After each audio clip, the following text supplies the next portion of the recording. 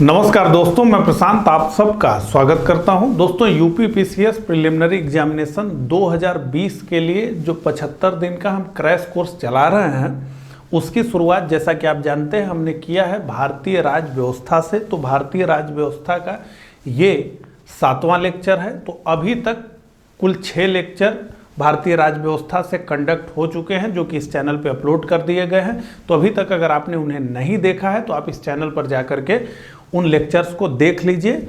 एक क्रम से चीज़ों को अगर हम पढ़ेंगे तो हमें बेहतर तरीके से समझ आएगा। इसके साथ ही मैं आपसे निवेदन करना चाहूँगा कि अगर ये लेक्चर आपको पसंद आए तो इसे लाइक ज़रूर करिए और कमेंट ज़रूर करिए। इससे हमारा उत्साहवर्धन होता है और हम और अधिक मेहनत करने के लिए प्रेरित होते हैं। इस लेक्चर को शुरू करूं उससे पहले मैं आपको बताना चाहूँगा कि यूपी पीसीएस प्रीलिम्स 2020 के लिए हमने एक टेस्ट सीरीज भी बनाई है जिसे कि काफ़ी मेहनत से और एग्ज़ाम की आवश्यकताओं को समझते हुए हमने बनाया है।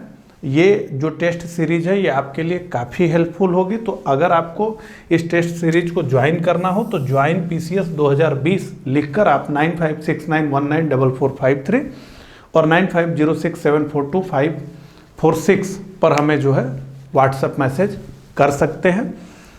इसके लिए हमने एक डेमो पीडीएफ भी जारी किया है। अगर आपको वो डेमो पीडीएफ डाउनलोड करना हो तो आपको इस वीडियो के डिस्क्रिप्शन में उसका लिंक मिल जाएगा, तो आप उसे डाउनलोड करके देख सकते हैं। ठीक है, तो देखिए इस लेक्चर में हम डिस्कस करेंगे आपात उपबंधों को, यानी आपात से जुड़े जो प्रावधान भारतीय संविधान में किए गए हैं, इमरजेंसी से जुड़े जो प्रोविजंस भारतीय संविधान में किए गए हैं उसे इस लेक्चर में बड़े विस्तार से हम डिस्कस करेंगे।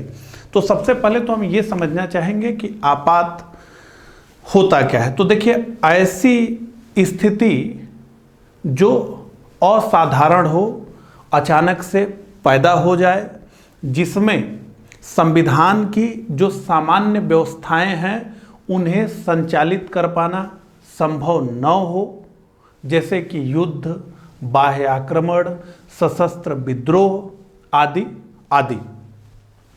तो ऐसी स्थिति में जो संविधान की सामान्य योजनाएं हैं उन्हें संचालित नहीं किया जा सकता क्योंकि स्थिति सामान्य नहीं है, स्थिति असाधारण है।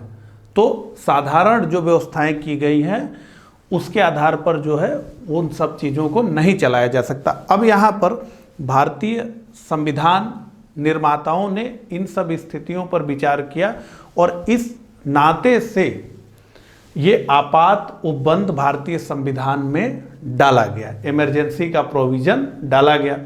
अब सबसे पहले तो हम ये समझेंगे कि इसका उल्लेख भारतीय संविधान में कहाँ किया गया है। तो ये जो आपात उपबंध है इसका उल्लेख भारतीय संविधान में भाग 18 में किया गया है। XVI, ये रोमन में ही लिखा गया है संविधान में सारी चीज़ें। ठीक है, तो भाग 18 में अनुच्छेद 352 से लेकर 360 तक में इसका जो है जिक्र किया गया है, 352 से लेकर के 360 तक। अब ये जो प्रावधान है ये कहाँ से लिए गए हैं? तो जैसा कि हम जानते हैं कि हमारे संविधान निर्माताओं ने दुनिया भर की अच्छी चीज़ों को एक ही दस्तावेज में इकट्ठा कर लिया है। ठीक है, तो ये प्रावधान भी हमारी मौलिक सोच नहीं है बल्कि इसे लिया गया है भारत सरकार अधिनियम 1935 से। तो अब यहाँ तुरंत आपके मन में ये आएगा कि अभी तक आपने तो ये पढ़ा था कि जो इमरजेंसी के प्रोविजंस हैं, आपात से जुड़े हुए जो प्रावधान हैं, इन्हें तो वाइमर संविधान से लिया गया है जो कि फर्स्ट वर्ल्ड वॉर के बाद जर्मनी में बना था। जर्मनी का जो वाइमर संविधान है उससे लिया गया है। तो देखिए यहाँ पर आपको मैं स्पष्ट करना चाहूँगा कि जो आपातकालीन प्रावधान है, प्रशासनिक जो विवरण है, ये लिया गया है भारत सरकार अधिनियम 1935 के अनुच्छेद 45 और 93 से। और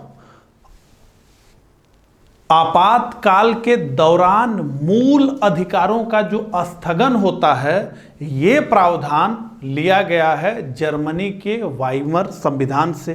तो ये पक्का कर लीजिए कि केवल और केवल आपातकाल के समय मूल अधिकारों का जो स्थगन होता है, उसको हम आगे जाकर के पढ़ेंगे, वो लिया गया है जर्मनी के वाइमर संविधान से। ठीक है, तो ये बात हो गई। अब इन प्रावधानों को क्यों जोड़ा गया है, तो उसके बारे में लिखा गया है कि ये देश की संप्रभुता, एकता, अखंडता, लोकतांत्रिक राजनीतिक व्यवस्था तथा संविधान की सुरक्षा आदि के उद्देश्य से इसको जो है जोड़ा गया है भारत के संविधान में। और इसका स्वरूप संघीय है। इसका स्वरूप क्या है? संघीय है। भारत के संविधान का हम पढ़ेंगे तो इसको जो है डिटेल में जानेंगे, वैसे भी आप जानते होंगे। तो भारतीय संविधान, इसका स्वरूप क्या है? संघीय है, फेडरल है ये। लेकिन आपातकाल के दौरान यानी इमरजेंसी के पीरियड में इसका स्वरूप क्या हो जाता है? एकात्म स्वरूप ये अपना लेता है। ऐसे समय में अधिकारों को एक ही जगह होना चाहिए, जबकि कोई इमरजेंसी की सिचुएशन हो तो ऐसे में फेडरल स्ट्रक्चर नहीं होना चाहिए, बल्कि एकात्मक ढांचा होना चाहिए। उस स्थिति से निपटने के लिए सारा जो पावर हो वो एक ही जगह पर केंद्रित हो जाए। ठीक है, और भारतीय संविधान आपात उपबंधों को 3 भागों में बांटता है। ठीक है, अब हमारी यहां से मेन लर्निंग शुरू हो गई। ठीक है, अब बड़ा ही सुंदर सा चार्ट बनाया गया है जो कि आपको दिख रहा है। हम इसमें बात करेंगे राष्ट्रीय आपात की, राष्ट्रपति शासन की और वित्तीय आपात की। तो जैसा कि वहाँ पर हमने लिखा था कि 3 भागों में इसे डिस्ट्रीब्यूट किया गया है, तो वो यहाँ पर आपको दिख रहा है। ठीक है, तो देखिए राष्ट्रीय आपात, जिसे हमें बड़े डिटेल में समझना है, राष्ट्रपति शासन, इसमें भी हमें बड़े गहराई में उतरना होगा। और उसके बाद अंत में हम बात करेंगे वित्तीय आपातकाल की। तो अगर अनुच्छेद की बात करें कि किसमें किसका जिक्र है, एक क्रम से चले हम, तो अनुच्छेद 352 बात करता है राष्ट्रीय आपात की यानी नेशनल इमरजेंसी की।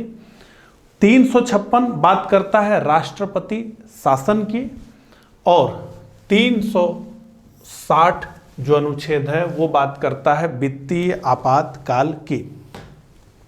देखिए ये जो राष्ट्रपति शासन है, इसे आपात इस शब्द से संबोधित नहीं किया गया है। इमरजेंसी इस शब्द से संबोधित भारतीय संविधान में नहीं किया गया है। इसे राज्य आपात या संवैधानिक आपात भी कहते हैं, लेकिन आपात शब्द का प्रयोग जो है इसके लिए नहीं किया गया, और ना ही इन दोनों के अर्थों में यह आपात है। तो ये दिमाग में आप जो है बैठा लीजिए, जब हम नीचे एक एक चीज़ों को और पढ़ते हुए बढ़ेंगे तो हमें समझ में आएगा। तो सबसे पहले तो हम ये जानना चाहते हैं कि किन आधारों पर ये आपात लगाए जा सकते हैं, यानी कौन सी वो परिस्थितियां हैं जिन पर ये निर्धारित किया जाएगा कि अब देश में इमरजेंसी लगाने की जरूरत है। तो अगर हम राष्ट्रीय आपात की बात करें, तो अगर युद्ध हो रहा हो किसी देश से, बाहर से आक्रमण हो जाए और सशस्त्र विद्रोह। ठीक है, पहले जो मूल हमारा संविधान था उसमें सशस्त्र विद्रोह की जगह लिखा गया था आंतरिक अशांति।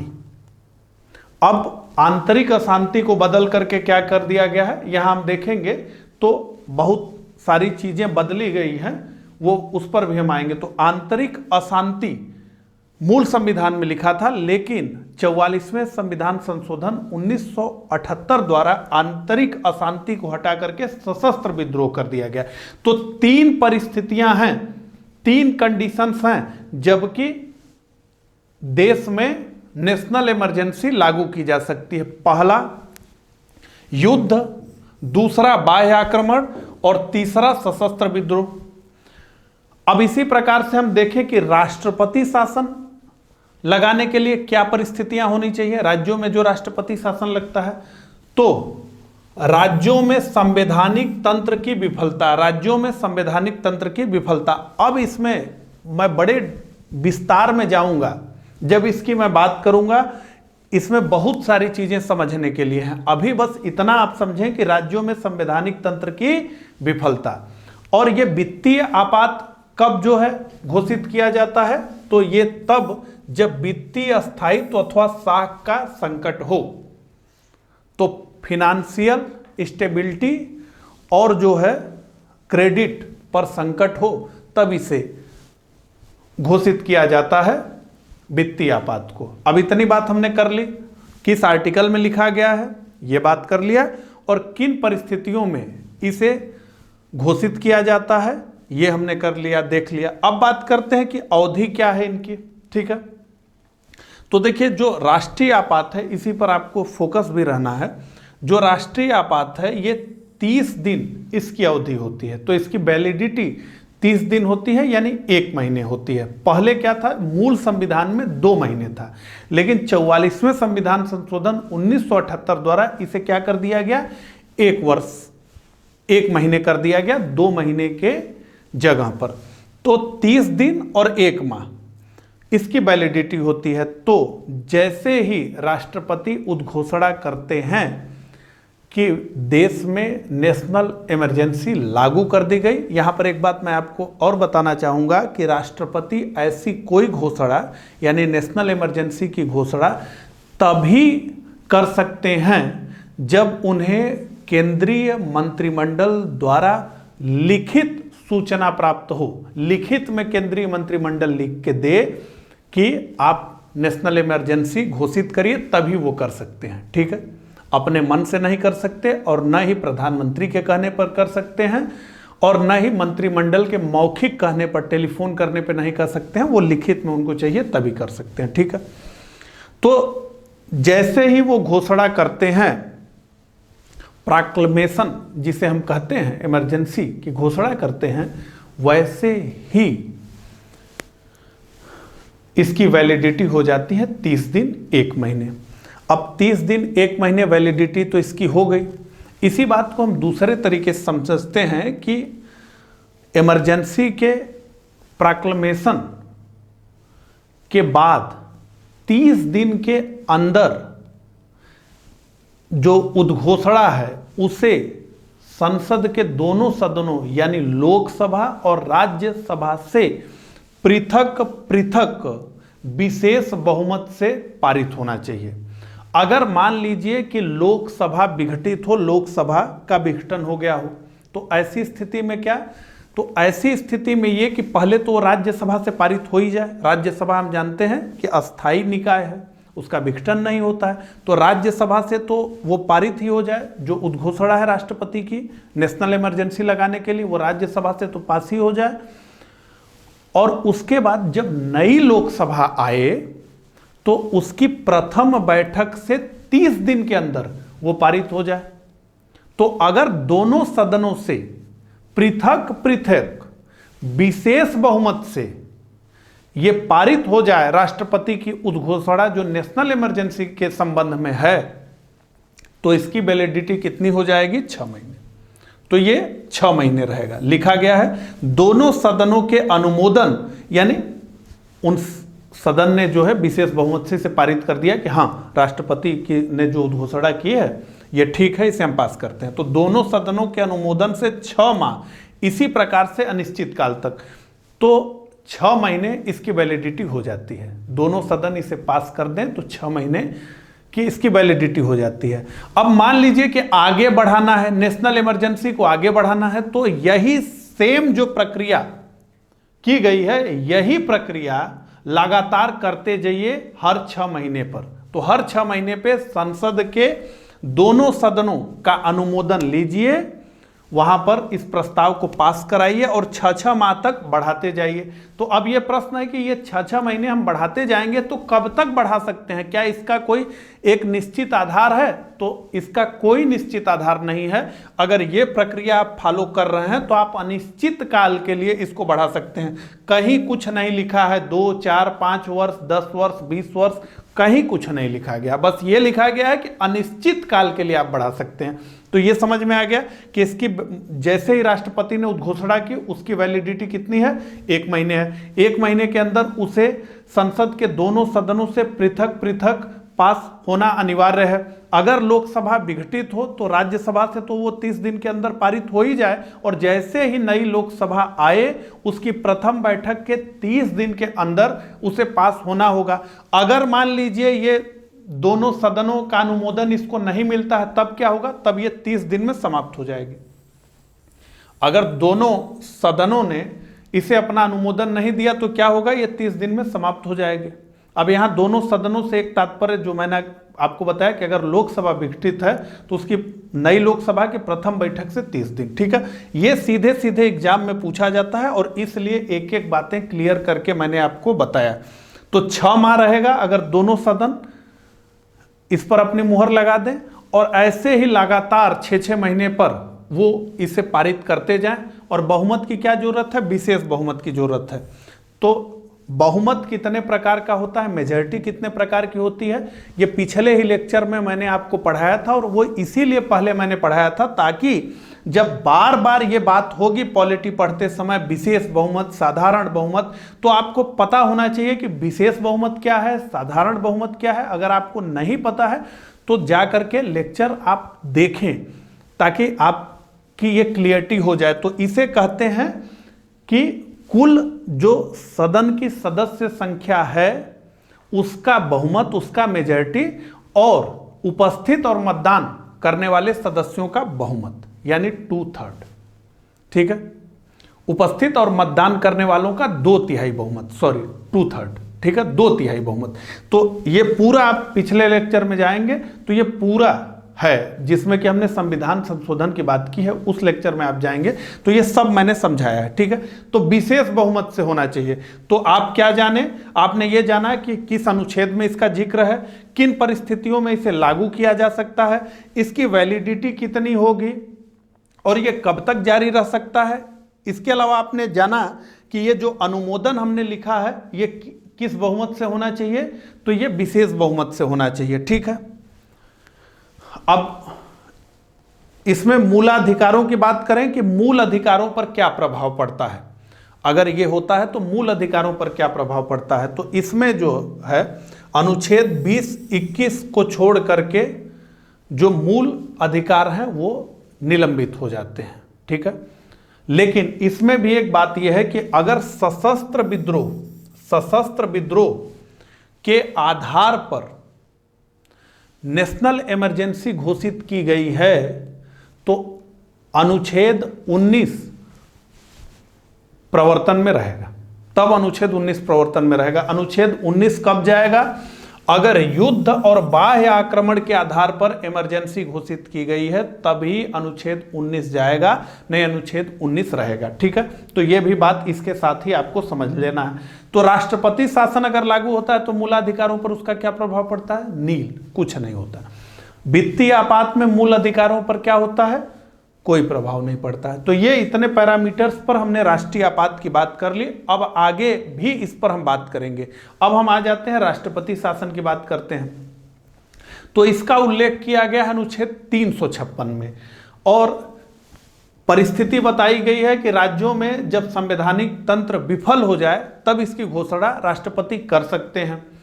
अब इसकी वैलिडिटी क्या होगी? तो जैसे ही राष्ट्रपति इसकी घोषणा करेंगे, जिसे उद्घोषणा कहते हैं, तो 60 दिन और 2 माह इसकी वैलिडिटी होगी। कितनी होगी? 60 दिन या 2 माह इसकी वैलिडिटी होगी। अब अगर इसका अनुमोदन संसद के दोनों सदनों द्वारा, और वही फिर बात सब में आ जाएगी कि अगर लोकसभा विघटित है तो प्रथम बैठक से 30 दिन वाला जो मामला है वो सब में लागू होगा, ये याद रखिएगा। तो अगर संसद के दोनों सदनों द्वारा इसका अनुमोदन कर दिया जाए, यानी लोकसभा और राज्यसभा द्वारा अनुमोदन कर दिया जाए, ये जो घोषित हुआ है राष्ट्रपति शासन, इसके प्रस्ताव को पारित कर दिया जाए, तो इसकी वैलिडिटी कितनी हो जाएगी? 6 महीने। तब इसकी वैलिडिटी कितनी हो जाएगी? 6 महीने। लेकिन इसमें एक रूल और है कि अधिकतम ये 3 वर्ष से आगे नहीं बढ़ेगा। इस पर भी हमें काफी बात करनी है, तो अब आगे बात करेंगे शेष बातें। अब इसके लिए अनुमोदन के लिए बहुमत कैसा चाहिए? तो बहुमत साधारण चाहिए। साधारण बहुमत भी आप लोग समझ रहे होंगे कैसे है, उस लेक्चर में हमने डिटेल में बात की थी। अब बात करते हैं वित्तीय आपात की। तो किस अनुच्छेद में इसका जिक्र किया गया है? तो अनुच्छेद 360 में। कब लगाया जा सकता है? तो जब देश में वित्तीय स्थायित्व अथवा साख का संकट हो। कितनी वैलिडिटी इसकी होती है? 60 दिन की होती है, 2 महीने की होती है। अगर एक बार अनुमोदित ये हो जाए, यानी दोनों सदनों से अगर ये एक बार अनुमोदित हो जाए साधारण बहुमत से, तो ये अनिश्चित काल के लिए होता है, जब तक कि इसको राष्ट्रपति वापस न ले ले। तो इनमें डिफरेंस समझिएगा, ये भी अनिश्चित काल है राष्ट्रीय आपात, लेकिन इसके साथ क्या शर्त जुड़ी हुई है कि हर 6 महीने पर इसे दोनों सदनों का समर्थन चाहिए विशेष बहुमत से, तभी ये आगे बढ़ता जाएगा। तो ये भी अनिश्चितकालीन है, लेकिन 6-6 महीने पर इसे अनुमोदन की आवश्यकता लगेगी। ये क्या है? ये अनिश्चितकालीन नहीं है, ये 3 वर्ष इसका सबसे अधिक पीरियड है, उससे आगे इसको नहीं चलाया जा सकता। लेकिन पंजाब के मामले में उसके आगे भी चलाया गया था, 3 वर्ष से आगे भी चलाया गया था, क्योंकि वहां खलिस्तानी मूवमेंट जो चल रहा था पृथक खलिस्तान बनाने के लिए, उस संबंध में। ठीक है। और ये क्या है? ये अनिश्चित काल है। लेकिन वित्तीय आपात में अंतर हम देखें तो इसको केवल एक बार अनुमोदित होना है। एक बार अगर अनुमोदित ये हो गया तो फिर कोई दिक्कत नहीं, जब तक ये चाहे तब तक चल सकता है, जब राष्ट्रपति इसे वापस लें तभी। ठीक है। अब ये पूरी बात समझ में आ गई। अब जो है आगे बढ़ते हैं। 44वें संविधान संशोधन 1978 को हम समझना चाहते हैं, क्योंकि 44वें संविधान संशोधन अधिनियम 1978 द्वारा ये जो प्रावधान मूल संविधान में इमरजेंसी से जुड़े हुए किए गए थे, उनको काफी बदला गया। क्योंकि अगर हम देखें यहां पर, तो भारत में 3 बार राष्ट्रीय आपात की घोषणा की गई। एक बार अक्टूबर 1962 से जनवरी 1968, ये चीन के साथ युद्ध और इसी में पाकिस्तान के साथ युद्ध भी निपट गया। ये भी एग्जाम के दृष्टिकोण से महत्वपूर्ण है, तो इसको ध्यान दीजिए। ये किस कारण लगाया गया था? बाह्य आक्रमण के कारण इसे लगाया गया था। अब यहाँ एक बात और आपको मैं बताना चाहूँगा कि अगर युद्ध और बाह्य आक्रमण के कारण इमरजेंसी लगती है तो उसे हम कहते हैं बाह्य आपातकाल, बाह्य आपातकाल। और जब सशस्त्र विद्रोह के आधार पर इमरजेंसी लागू की जाती है तो उसे हम कहते हैं आंतरिक आपात। क्या कहते हैं उसे हम? आंतरिक आपातकाल। ठीक है। तो अक्टूबर 1962 से जनवरी 1968 चीन के साथ युद्ध, ये बाह्य आक्रमण के कारण लगा था। दिसंबर 1971 से मार्च 1977 पाकिस्तान के साथ युद्ध, वो पूरा जो मामला था बांग्लादेश वाला, बाह्य आक्रमण, ये 2 कारणों से। लेकिन जब ये चल ही रहा था, ये इमरजेंसी जब चल ही रही थी बाह्य आक्रमण के द्वारा जो लगी थी, उसी समय 25 जून 1975 को आंतरिक अशांति इंटरनल डिस्टरबेंस के आधार पर इंदिरा गांधी ने आनन फानन में देश में इमरजेंसी घोषित कर दी। और जब ये इमरजेंसी घोषित हुई, उस समय देश में एक इमरजेंसी चल रही थी जो बाह्य आक्रमण के लिए लगाई गई थी। लेकिन हम किसकी चर्चा केवल सुनते हैं? केवल और केवल इसी इमरजेंसी जो 1975 से 1977 में चली। क्यों इसकी ही चर्चा सुनते हैं? क्योंकि ये पहली चीज तो पर्याप्त इसके आधार नहीं थे इमरजेंसी लगाने के लिए। पूरी तरीके से दिखा कि प्रधानमंत्री इंदिरा गांधी ने मनमर्जी पूर्ण तरीके से इस इमरजेंसी की घोषणा की है। कोई भी मंत्रिमंडल नहीं बैठा कि यह निर्णय हो कि देश में इमरजेंसी लगाना है। उन्होंने केवल राष्ट्रपति को फोन करके और यह कह दिया कि आप इमरजेंसी की घोषणा करिए। तो कोई मंत्रिमंडल कोई नहीं, सीधे सीधे इमरजेंसी देश पर लगाई गई। और इस दौरान जो दूसरे राजनीतिक पार्टियों के नेता थे, जिसमें जयप्रकाश नारायण जो पूरा वो लीड कर रहे थे, पूरा जो आंदोलन उस समय का चल रहा था, उनको भी उठा करके बंद कर दिया गया। तो इन 2 वर्षों के दौरान जितने भी विपक्षी नेता रहे, सब जेल के अंदर रहे और बहुत ही मनमर्जी पूर्ण काम किया गया। इंदिरा गांधी के द्वारा और उनके पुत्र संजय गांधी के द्वारा। ठीक है, तो इसलिए ये जो इमरजेंसी रही ये काफी विवादित रही, और यही कारण रहा कि जैसे ही इमरजेंसी हटा, चुनाव हुआ और जनता पार्टी सरकार में आई, मोरारजी देसाई भारत के प्रधानमंत्री बने, तो उन लोगों ने सबसे पहले ये काम करना शुरू किया कि ये जो संविधान में ऐसी चीजें हैं, क्योंकि देखिए जब हमारा संविधान बना तो उसमें जो लीडर्स थे वो कहीं ना कहीं आदर्शवाद से प्रेरित थे कि सब अच्छा सब अच्छा सब अच्छा ही होगा, शासन पर सब बढ़िया बढ़िया बढ़िया लोग ही बैठेंगे। अब जैसे इसका एक एग्जाम्पल देना चाहूंगा, आरक्षण संबंधी जब प्रस्ताव पेश हो रहा था संविधान सभा में, तो संविधान सभा के अंदर यानी जो संविधान सभा के सदस्य थे और संविधान सभा के बाहर ऐसे बड़े लीडर्स देश के जो संविधान सभा के सदस्य नहीं थे, ऐसे 20-25 लोगों का बयान इस प्रकार का था कि 10 वर्ष के बाद, 10 वर्ष के लिए संविधान में आरक्षण की व्यवस्था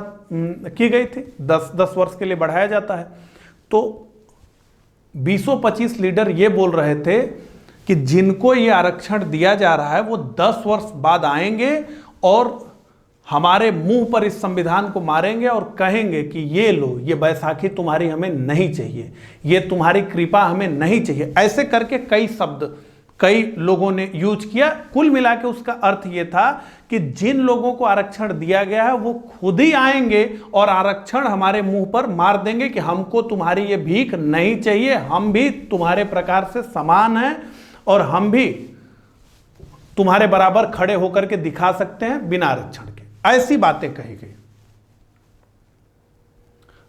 तो अभी क्या है, अभी हम देख रहे हैं कि रोज कोई ना कोई जाति समुदाय आरक्षण की मांग कर रहा है। आरक्षण भारत में कभी ना छुआ जा सकने वाला एक मुद्दा बन करके खड़ा हो गया कि उसको कोई छू नहीं सकता,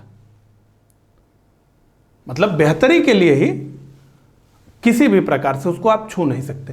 तो आदर्शवाद की बहुत सारी बातें थी, कहीं ना कहीं ये सारी बातें इन सब चीज़ों को समझने के लिए तो ये हुआ कि नहीं भैया, इस पर कई तरह के लोग बैठ सकते हैं, चुनाव के माध्यम से आना है, और इसलिए इसमें जितने भी ढीले पुर्जे हैं जो अधिनायकवाद की स्थितियां पैदा कर सकते हैं देश में, कोई अधिनायकवादी आकर के देश पर अधिकार कर सकता है, उनको कसा जाए।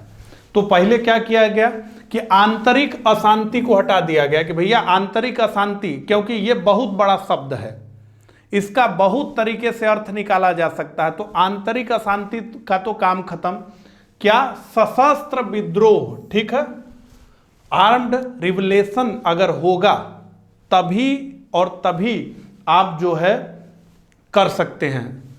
आंतरिक अशांति कोई आधार नहीं होगा नेशनल इमरजेंसी लगाने का, ठीक, ये किया गया। और क्या किया गया कि भैया फोन पर नहीं, मंत्रिमंडल की लिखित सिफारिश चाहिए, मंत्रिमंडल की लिखित सिफारिश चाहिए तभी होगा, फोन कर देने से नहीं होगा।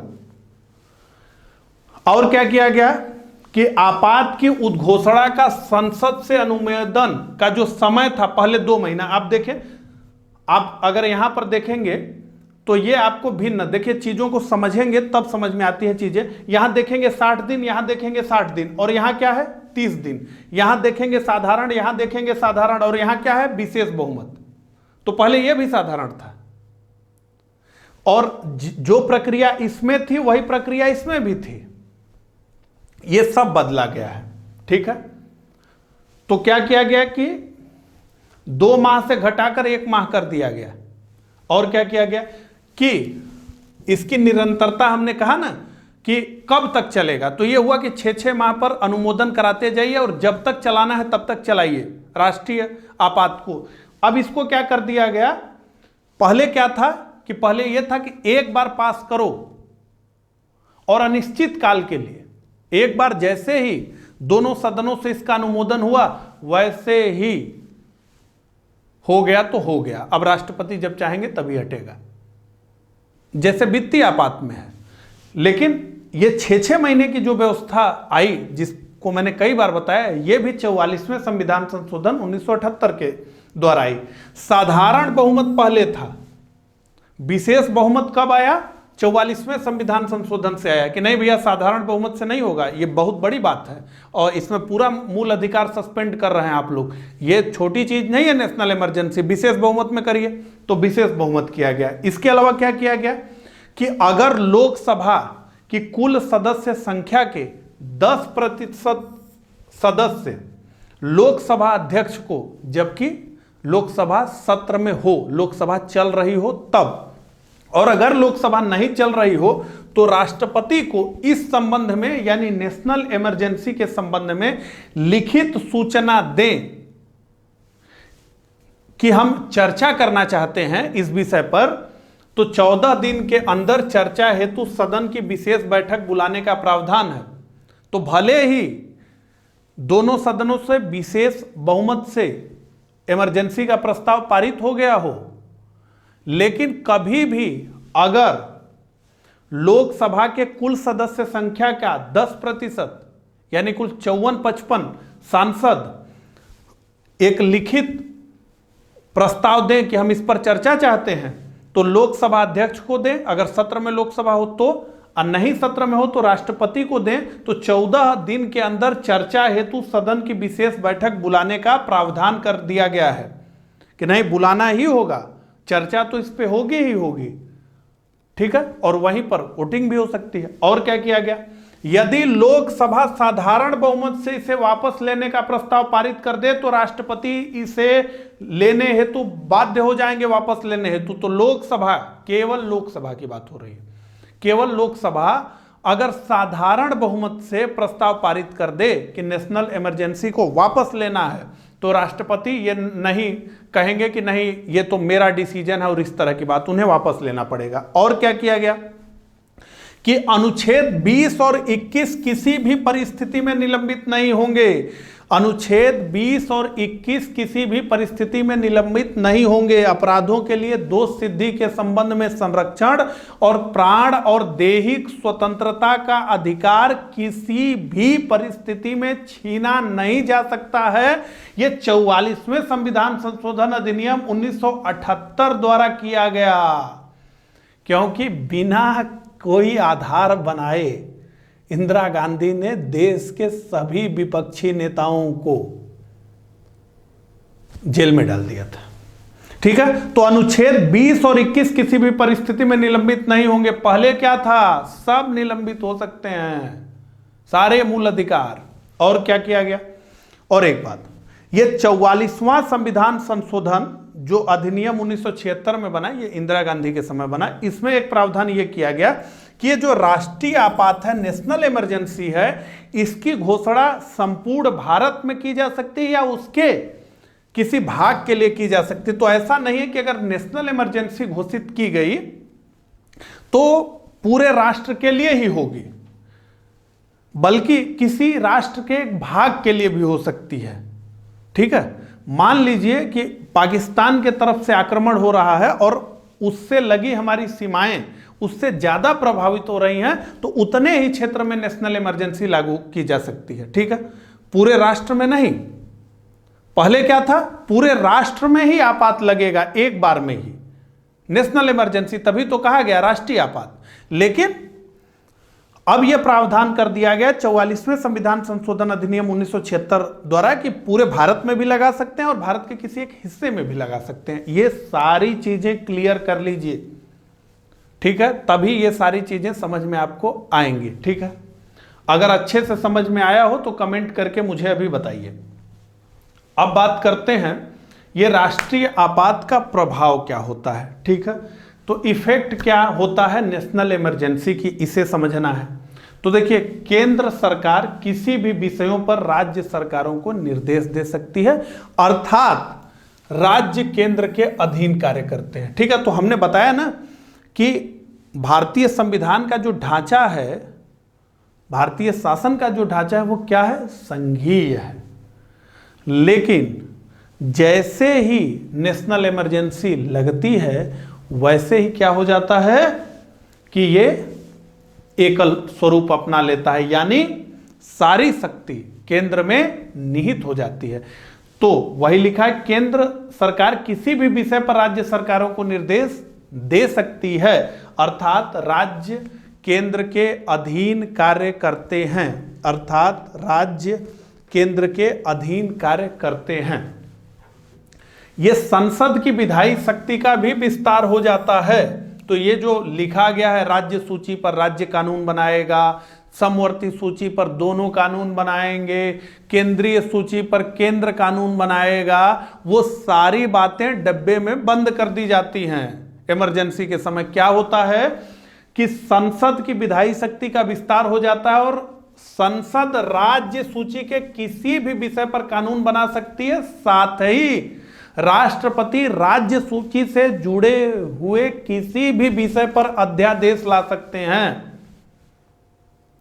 तो ये हो जाता है, एक सेंटर में पावर को निहित किया जाता है ऐसी परिस्थितियों से लड़ने के लिए। इसमें एक बात और जान लीजिए कि जैसे हम देखेंगे कि जब राष्ट्रपति शासन राज्यों में लगता है तो विधानसभा या विधानसभा वहां की भंग हो जाती है, लेकिन ऐसे जब ये नेशनल इमरजेंसी लगती है तो विधानसभाएं नहीं भंग होती हैं, वो अपने प्रक्रिया के अनुसार ही चलती हैं। लेकिन अगर आवश्यक होता है कि राज्य सूची के विषय पर केंद्र कानून बनाए तो केंद्र कानून बनाता है।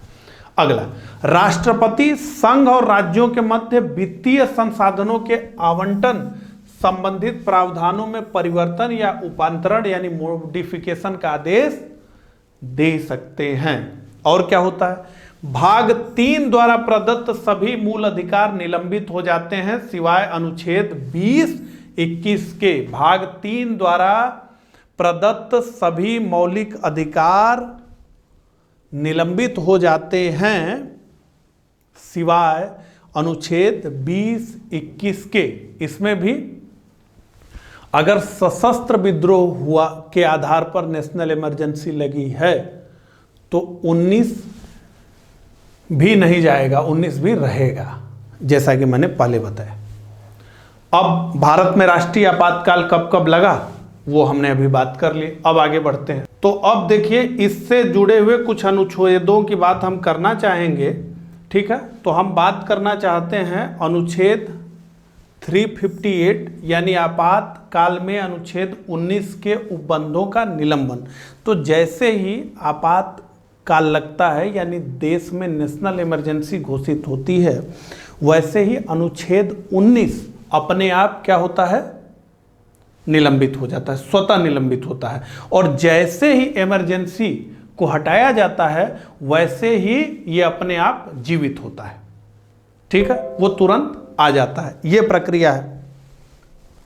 अब तो ये आर्टिकल 358 केवल बात करता है किसकी, 19 के तहत जो मूल अधिकार दिए गए हैं, वाक एवं अभिव्यक्ति की स्वतंत्रता आदि जो 6 स्वतंत्रताएं हैं उनकी बात कर रहा है। लेकिन 359 किसकी बात करता है, आपातकाल के दौरान भाग 3 द्वारा प्रदत्त अधिकारों के प्रवर्तन का निलंबन। तो यहां पर सबसे पहले तो ये जान लीजिए कि जैसे ही नेशनल इमरजेंसी घोषित होती है वैसे ही अनुच्छेद 19 स्वतः निलंबित हो जाता है। लेकिन अन्य जो भाग 3 में मूल अधिकारों का जिक्र किया गया है उसमें से अनुच्छेद 20-21 को छोड़ करके उसको तो कभी भी निलंबित नहीं किया जा सकता। तो अन्य जितने भी अनुच्छेद हैं 20, 21 और 19 को छोड़ करके उनको लागू करवाने के लिए राष्ट्रपति को आदेश जारी करना पड़ता है, ठीक है। और ये मूल अधिकार यानी 19, 20 और 21 को छोड़ करके ये जो मूल अधिकार हैं इनका प्रवर्तन केवल निलंबित होता है, ये मूल अधिकार नहीं निलंबित होते हैं, ठीक है। तो ये एक डिफरेंस है 358, 359 की बात आर्टिकल में ये लिखा गया, ठीक है। तो देखिए, इस लेक्चर में हमने नेशनल इमरजेंसी की बात की, इसके साथ ही राज्यों में राष्ट्रपति शासन और वित्तीय आपात से जुड़े भी प्रावधानों को हमने समझा। बहुत सारी चीज़ें हमें इसमें पता चली, लेकिन राज्यों में राष्ट्रपति शासन ये एक बड़ा मुद्दा है और प्रश्न भी बहुत तरीके से अब पूछे जा रहे हैं, इसलिए उसे हम एक अलग लेक्चर में देखना चाहते हैं, राज्यों में राष्ट्रपति शासन को और वित्तीय आपात को। तो इस लेक्चर में बस इतना ही। मिलता हूँ इसी तरह के अगले लेक्चर में, तब तक के लिए आप सभी को नमस्कार।